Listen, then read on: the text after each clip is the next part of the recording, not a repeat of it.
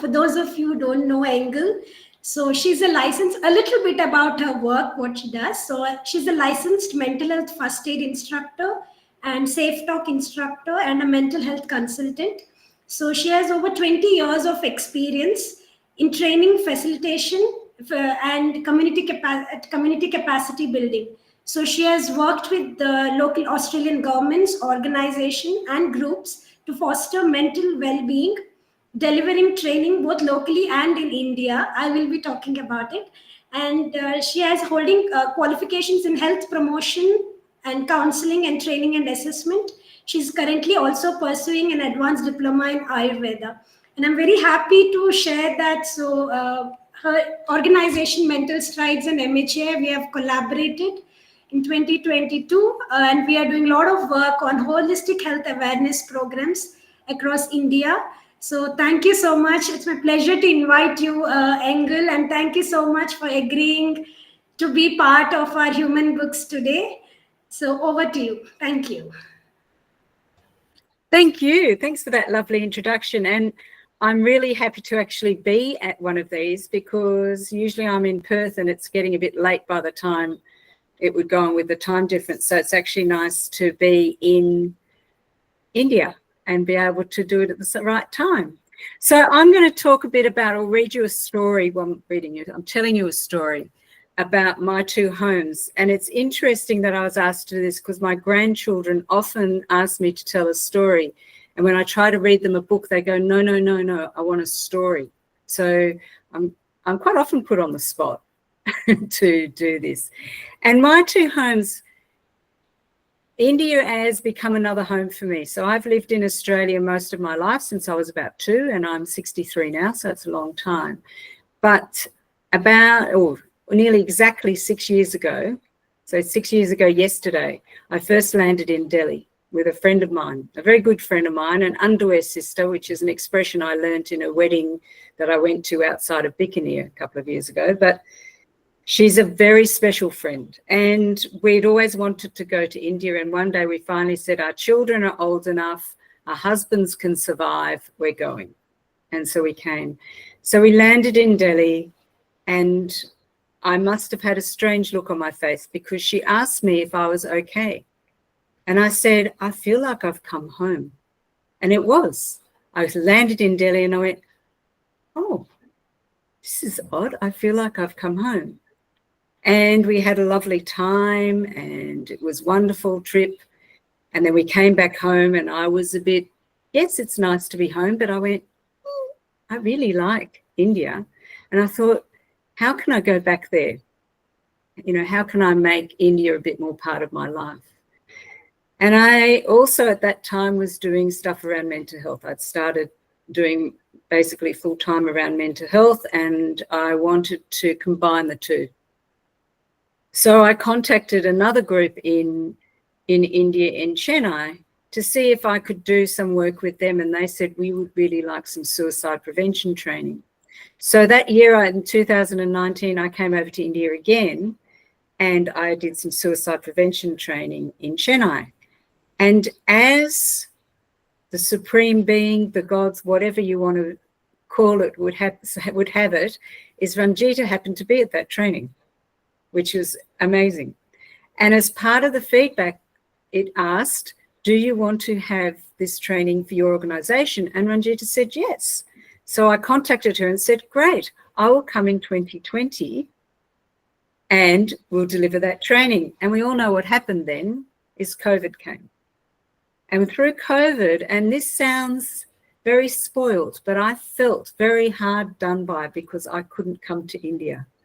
And I was really concerned about the people I knew. I'd made friends in India by then, and I was very concerned about them, and I just wanted to come and help and do something or be there or hug them. The people who know me well know I'm a big hugger, and I wanted to do all that. So I felt a little bit ungrounded. I felt a bit disjointed. Part of me was wanting to be in India and was feeling a bit concerned. So my two homes were starting to form. I was starting to see India more than just a place I'd like to visit, but also a place that I felt strongly about. And it was very quick. So finally in 2022, was it 22? I got to come back, or 21, August 21. I finally got to come back, and I delivered suicide prevention training. And I thought I'd arrived in Bangalore, and I stayed in a hotel, and I thought I'll just have a meeting with Ranjita for an hour the day before the training. 7 hours later, I got back to my hotel because we started talking and talking and talking. And then the next day I delivered the training, and it's a 4-hour training. And I thought, oh, I'll be back in my hotel. 10 hours later, I got back to my hotel. And by that time, Ranjita and I had decided that our two organizations should not join, but collaborate and develop a program together. And I was so happy because this now gave me another hook into my second home. Since then, I've come a few more times. This is my 7th time in India now. And each time it feels more like home. Each time the people that I meet here and the people that I know here feel more like family. Now, this is not to say I don't love Perth as well. I have husband, 3 children, 4 grandchildren, a dog, children-in-law, friends as well. And so I'm very lucky I have 2 homes. But with that comes some problems. So for me, I can feel very disconnected at times because I'm going, do I want to be here? Do I want to be there? I want to be both. I want everything together. So we were talking about in the previous session about instant gratification. I want it all. And I can't have it all at once. So I have to enjoy the process. I have to enjoy the waiting in between, the building up to being able to come back here. And then also being able to come back home and see my family and my friends and do my work there. So the 2 homes is a beautiful thing. And I will never give up my 2 homes, either of them. I will not give them up. But how do I now come to terms with this balancing my 2 homes? How do I manage my poor family over in Perth when they know how much I love being here? When I have people here who call me their Australian mum. So I have an Indian son in Rishikesh who calls me his Australian mum. This is digressing a little, but he is getting married in April, and I can't be here. But I had to come and meet his future bride so I could give my approval. And I had to come and be told all about it and do all those things, which I loved. And I'm busy telling my children, and my 2 sons are going, well, hang on, you're our mother. You can't have another son. It doesn't make me love them less. I love him too. I know he's not my real son, but he is like a son. So I'm now balancing, how do I ensure that my family don't feel left out or that I'm forgetting about them or they don't feel jealous. I'm not saying they're feeling that, but there's a little bit of that, well, aren't we enough? So there's been that. So this time particularly, I've been really thinking about that. How do I balance that? How do I let them see that my love for them is completely as it always has been, but there is room for me to love something else? And it's a really good lesson for them. So I'm looking now at ways of doing that. So there's been a lot more communication this time with less photos. So less photos of me having the best time of my life and looking extremely happy all the time, because that's not so great for them. So I've been careful in how I've done that. So I've changed the way I've tried to meld the 2 homes, the two homes that I have, because I want to bring them into it without forcing it the matter. But I've taught also people in India, this is my family. So I'm very careful to show I actually do have family at home. So while this is home while I'm here, I also have other home. So it becomes quite a balancing act of keeping everyone feeling that I am there for them. because I can't be physically there for them all the time. It's the same when I'm back in Perth and I know people here might be having problems or aren't well. If I know some of my friends here are not well, I feel, oh, I want to come and bring food or bring something, but I can't do that. So I have to balance that as well. And it's been a difficult journey and it continues to be.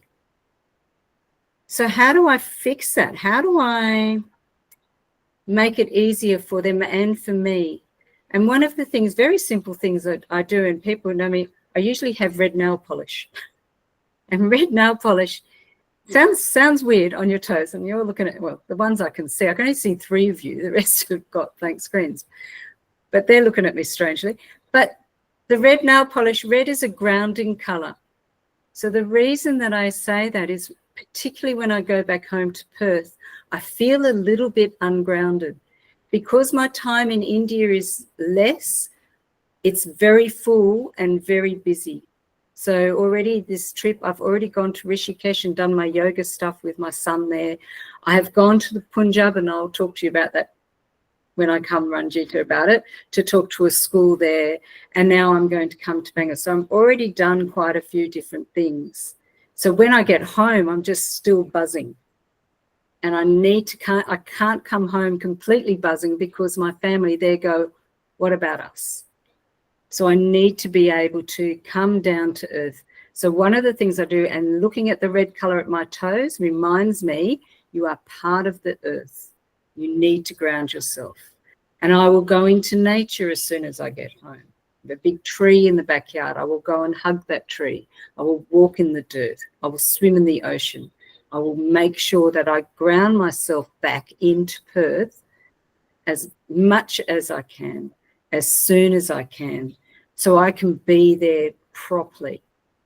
And it's the same when I come here. I put on Indian clothes. I wear Indian bangles. I make sure, and I eat only Indian food. And I'm very much make sure I go straight into being here, because when I'm here, that's who I am. So while I'm still the same person, we all have facets, we all have bits. So my person here is just a bit different to my person in Perth. And so it should be, because I have different roles. And it's important to remember for all of us, when we're in different areas and with different people, we can do that. And it helps us to accept where we are, to be the best where we are. So taking you now when I go back to Perth, because I have a little grieving process when I leave India. I find it difficult because I'm only here for a short time, 5 weeks. It's not that long. And then I have months. And last year was very sad because I could only come for 9 days to the conference. That was my only time, and I hardly saw anybody. It was very difficult. This year will be better. So the other thing I do to make sure that I keep connected to this home, apart from connections anyway, is I know when I'm going to come back. So I know I will be back in October because I know there's some training to be done in Punjab in October. I may come back in between times as well, but I at least know I have to come back at that time. Have to, being silly. I want to, and I get to, and I'm honoured to. But it's nice for me to be able to say at home, oh, I have to go and I'm going for work, so that they don't go, oh, she's just leaving us for fun.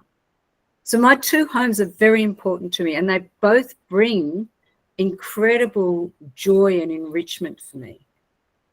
And I can't underestimate that. And quite differently, but they enrich both parts of my soul.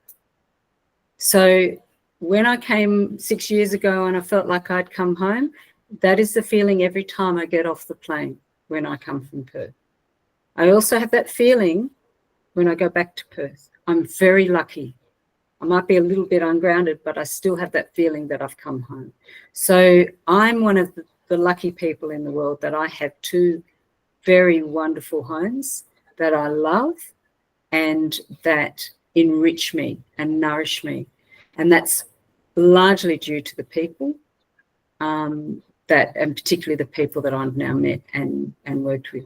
But with it, there's always times when I want to be at the other place and I'm not, and you just can't go. And that's where I was saying, thinking about the process and about knowing that I will be back in Perth, knowing that I will be back in India, knowing that, and just because I'm not there yet and I'm getting a bit sooky and childish, I want to be there now, I miss everybody, that's too bad.